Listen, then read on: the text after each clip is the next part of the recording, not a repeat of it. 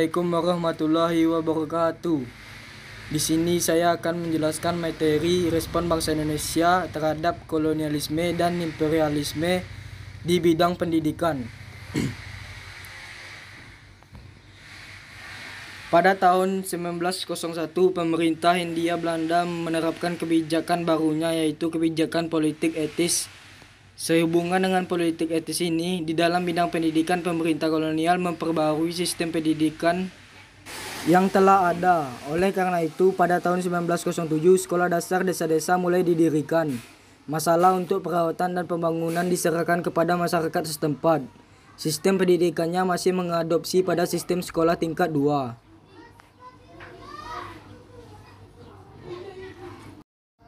Kurikulumnya disesuaikan dengan keadaan desa tersebut.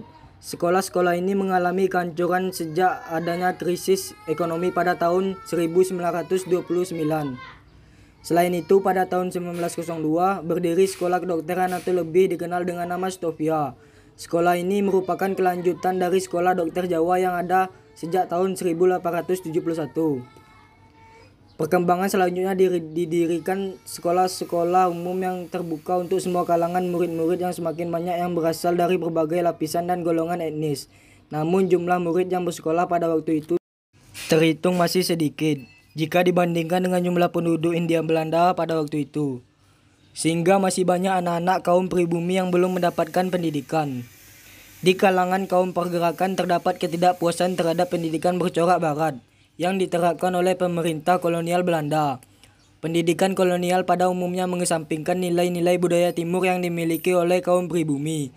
Sementara itu, kaum pergerakan nasional juga merasakan kebutuhan keberadaan lembaga pendidikan yang dapat menanamkan semangat kebangsaan. Hal inilah yang kemudian mendorong munculnya lembaga-lembaga pendidikan yang dilaksanakan oleh tokoh-tokoh pendidikan pribumi, seperti Taman Siswa dan INS Kayu Tanam. 1. Pendidikan Taman Siswa. Taman Siswa didirikan pada tanggal 3 Juli 1922 oleh R.M. Suwardi Suryaningrat. Pendidikan Taman Siswa dilaksanakan berdasar pada sistem Among, yaitu suatu sistem pendidikan yang berjiwa kekeluargaan dan bersendikan kodrat alam dan kemerdekaan. Sehubungan dengan sistem Among ini, Taman Siswa menerapkan sistem trisentra pendidikan atau sistem tripusat pendidikan. Tujuan berdirinya lembaga ini untuk memberikan kesempatan dan hak pendidikan yang sama bagi para pribumi yang tidak didapatkan, seperti priayi atau orang-orang Belanda. Taman Siswa merupakan pelopor pendidikan yang bercorak kebangsaan.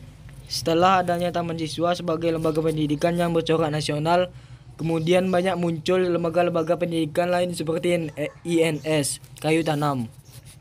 Selain itu, baik pendidikan Taman Siswa maupun INS Kayu Tanam hingga sekarang masih terus berkembang. Taman Siswa juga memberikan sumbangan semboyan yang masih digunakan hingga kini di sekolah-sekolah, yaitu Tutwuri Handayani, yang artinya di belakang seorang guru harus bisa memberikan daya semangat dan juga arahan kepada anak didiknya. Yang kedua adalah INS Kayu Tanam. Kayu Tanam adalah nama sebuah desa kecil di Sumatera Barat. Sedangkan INS adalah nama sebuah lembaga pendidikan yang merupakan akronim dari Indonesische Nederlandse School. Pada mulanya lembaga pendidikan ini milik Jawatan Kereta Api yang dipimpin oleh Ayah Moh Syafi'i. Pada tanggal 31 Oktober 1926, lembaga pendidikan ini diserahkan kepada Moh Syafi'i untuk dikelola dan kemudian terkenal dengan nama Ruang Pendidikan Indonesische Nederlandse School atau RP INS Kayu Tanam.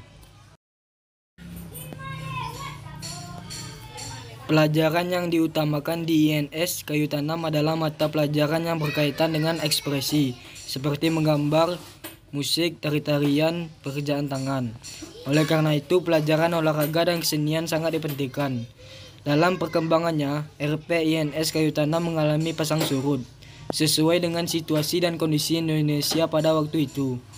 Pada bulan Desember 1948, Pada saat Belanda menyerang Kayu Tanam, seluruh gedung RPINS Kayu Tanam dihanguskan termasuk ruang pendidikan, pengajaran, dan kebudayaan di Padang Panjang.